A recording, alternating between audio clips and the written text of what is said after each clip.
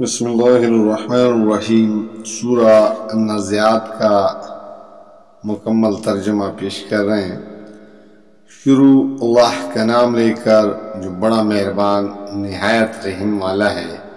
قسم ہے ان فرشتوں کی جو ڈوب کر کھینچتے ہیں اور آہستگی سے نکال لے جاتے ہیں، اور ان فرشتوں کی جو کائنات میں تیزی سے تیرتے پھرتے ہیں، پھر حکم بجا لانے میں سبقت کرتے ہیں، پھر احکام الہی کے مطابق معاملات کا انتظام چلاتے ہیں۔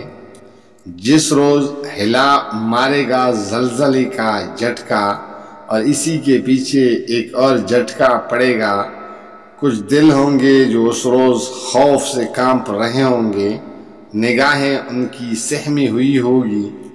یہ لوگ کہتے ہیں کیا واقعی ہم پلٹ کر پھر واپس لائے جائیں گے؟ کیا جب ہم کوکلی بسیدہ ہڈیاں بن چکے ہوں گے؟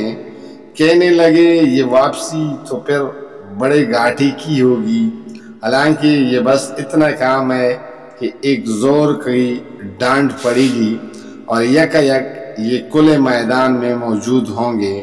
کیا تمہیں موسیٰ علیہ السلام کی کسی کی خبر پہنچی ہے جب اس کے رب نے اسے طوٰ کے مقدس وادی میں پکارا تھا کہ فرعون کے پاس جا، وہ سرکش ہو گیا ہے اور اس سے کہہ گیا تو اس کے لیے تیار ہے کہ پاکیزگی اختیار کر اور میں تیرے رب کی طرف تیری رہنمائی کر دوں، تو اس کا خوف تیرے اندر پیدا ہو۔ پھر اس موسیٰ علیہ السلام نے فرعون کے پاس جا کر اس کو بڑی نشانی دکھائی، مگر اس نے جھٹلا دیا اور نہ مانا۔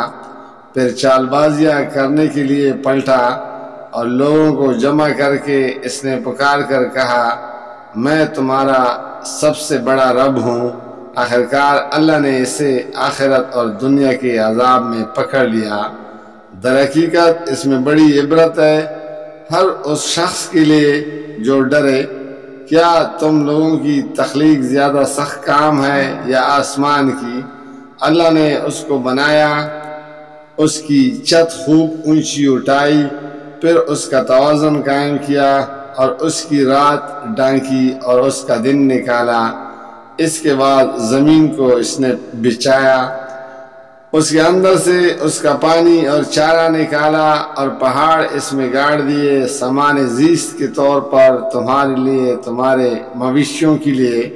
پھر جب وہ ہنگامہ عظیم برپا ہوگا جس روز انسان اپنا سب کیا درا یاد کرے گا اور ہر دیکھنے والے کے سامنے دوزخ کھول کر رکھ دی جائے گی، تو جس نے سرکشی کی تھی اور دنیا کی زندگی کو ترجیح دی تھی، دوزخ ہی اس کا ٹھکانہ ہوگی۔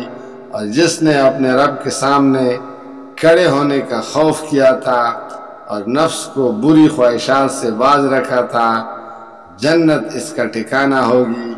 یہ لوگ تم سے پوچھتے ہیں کہ آخر وہ گھڑی کب آ کر ٹھہرے گی؟ تمہارا کیا کام کہ اس کا وقت بتاؤ؟ اس کا علم تو اللہ پر ختم ہے، تم صرف خبردار کرنے والے ہو ہر اس شخص کو جو اس کا خوف کرے۔